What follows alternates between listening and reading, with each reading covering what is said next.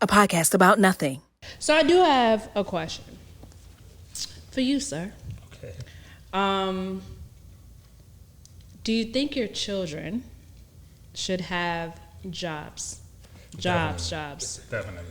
Yeah, they better work at UPS. No. Yes. Okay, so for example, Jaden is working right now.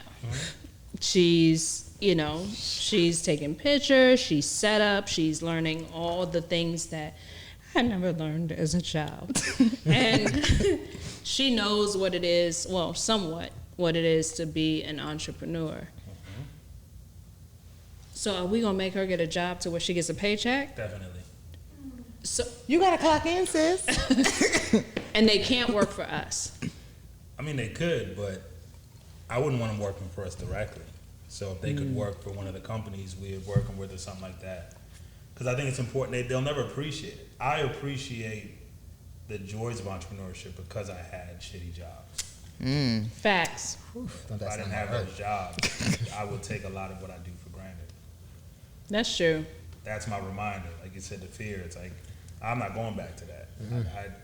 As tough as it gets here, it's nothing compared to like having to go to work, like having to clock in or work for a boss who you don't like or who doesn't like you, or sick days and people passing Having to away, you're ask not people sure if to you can leave. it, asking permission. Like, Permission for I've them? never in my life, Permission?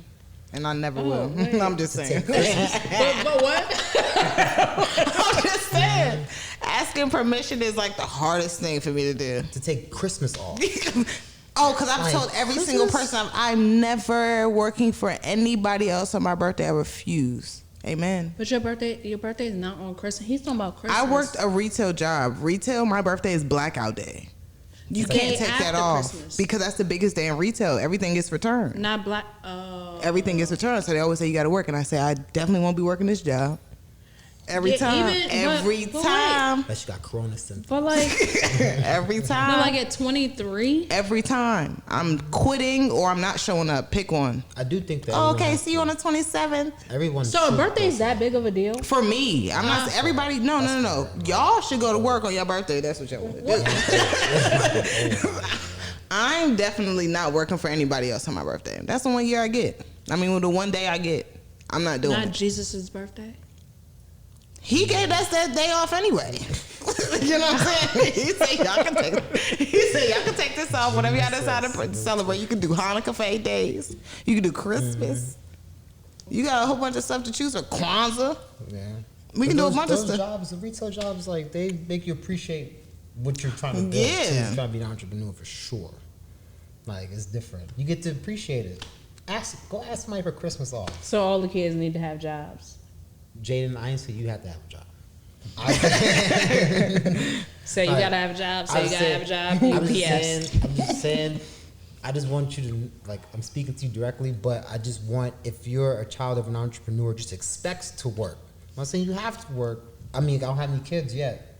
I'm just saying expect it, because the expectations of you all going to be high as hell from the jump. That's So facts. it's like, you don't got to have a job, but just understand the pressure will be, we're putting the pressure on you. Like, I put pressure on my little brother. I put pressure on people because it's like, I know it's there. So You ain't say That's your it. little sister though. she already pressured. She know what time it is. What? She know is. what The pressure is there. Okay? Where is it? Pressure on my back. But I'm saying, On my but it's side. It's just though. I mean, I don't know if they have to work, but I'm just saying, I don't have any kids yet. I want my 10 kids one day. But I just know Bruh. that when the time comes, they will feel the pressure and they will feel like I gotta go work. Like I gotta go bust a play. I do think that's a interesting thing to instill on children to where they really want to work. I can commend the kids who want to go to work early. Because I only know a few of them. But who are like, no, I need to make my own money. Because every job that I was offered when I was a kid, I said no. How old were you when you started working and making your own money? Which one? Like making my own money or having a job? Both. Making your own money. As long as I can remember, I've been Bro, you were not 5 years old making your As own long as money. I can remember. Ask what I used to do when they had their Ask my parties on the grandma weekend. You used to No, dance no, for no. money. Yeah, I was about to My say you can grandma dance and now. make some money. That ain't a thing. As long as I can remember. Oh my god. No, that making money. See, I would make money doing certain things, but I'm just thinking like a serious job. Like every time it was like when I was young, nah, I don't feel like it. But if I can do it on my own, I would. When did you started making money? My very first job was 7th grade landscaper. Got fired from that, but Wow. yeah, I was terrible in my field. Job.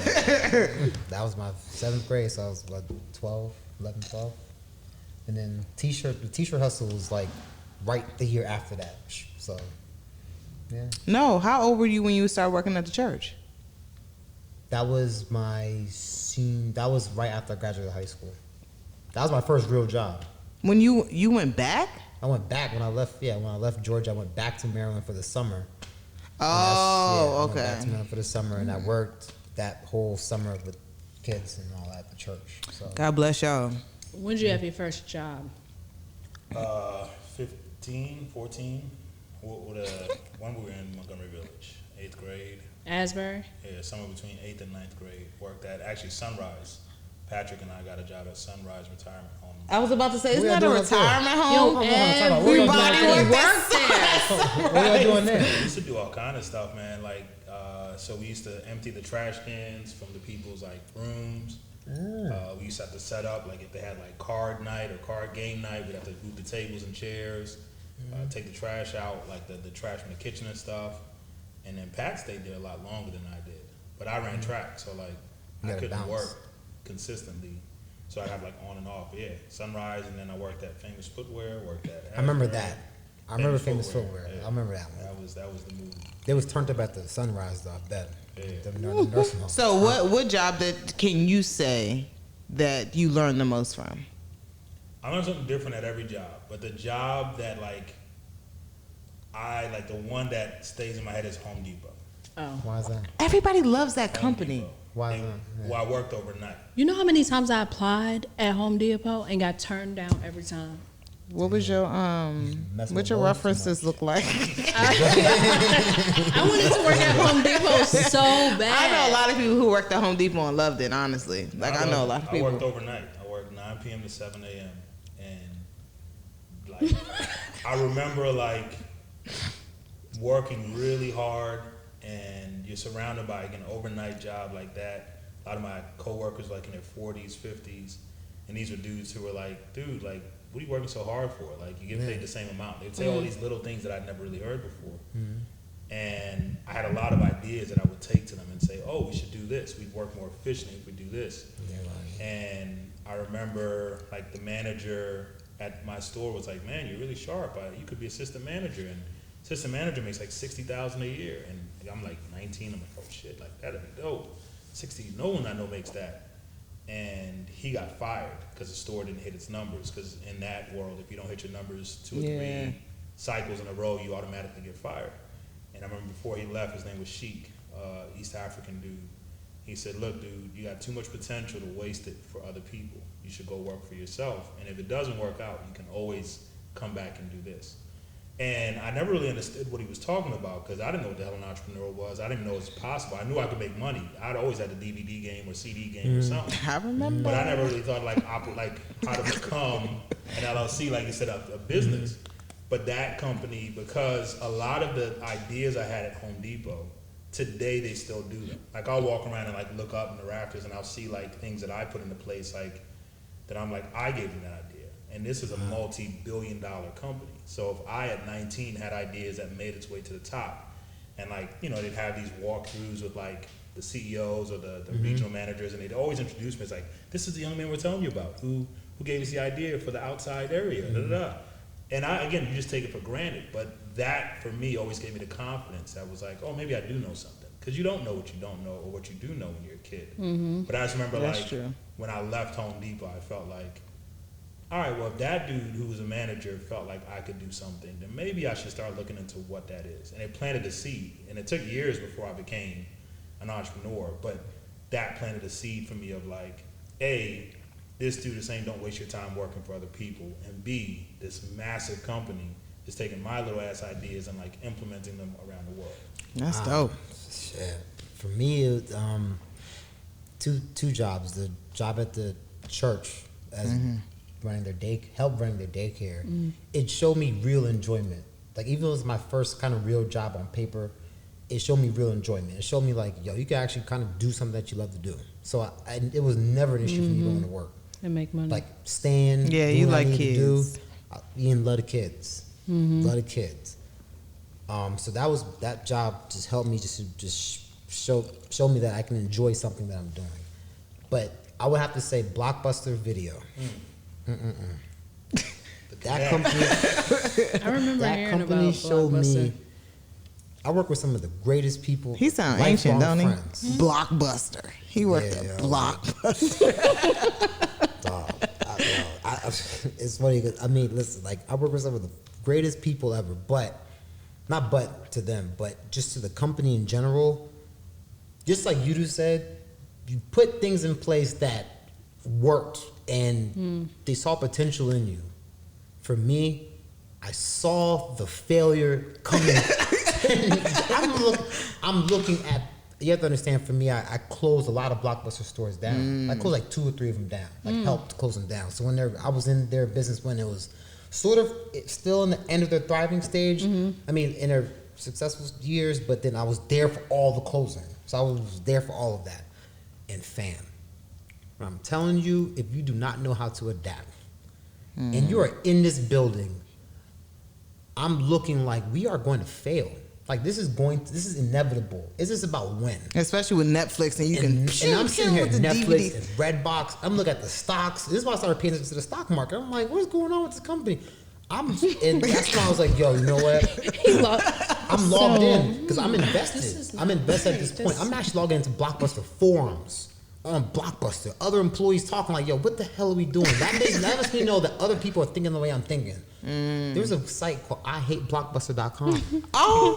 And people are talking about the company in this in this forum. I'm like, yo, so people are out here thinking like I'm thinking.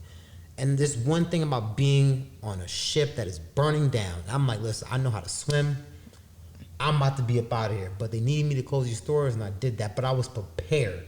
Yeah. Like, that's the thing I was prepared for. So it showed me what I should not be doing. I have to adapt no matter what. I've seen this billion-dollar company go up in smoke. I've watched it. I was with it. I was with it with the whole ride down. And that's why I learned the most from that company. I was like, I'm never going to do this. Like, I'm never going to be like that. I'm always going to find a way to make it work. But they didn't. Literally, it's going down But the they flames. were they a French? No, they were a chain. Well, Chain, some franchises. You Really? can do both. But a lot of the stores were corporate stores. So I had them same walks. Corporate manager walk inside. I'll never forget, big black dude walk. And some people are going to hear this that actually work with me. Big black dude walk That'd be inside, all right. looking scary as hell. I'm like, yo, my mans, you gotta have to change some stuff around here. He just walk straight up. I'm supposed to tell him, like, yo, my man's like, hey, listen, like, this is what is going on over here. Like, y'all going down in flames. And then you I'm realize not that some with it. people here's a talk about entrepreneurship. Some people are there to just do their jobs. Yep. And then there's some people there to make this company better. Yeah. And that's exactly what it was, what I realized with Blockbuster. Not with my coworkers. My coworkers did their thing, but a lot of the upper management, I'm like, oh, y'all just want to get y'all payday and dip.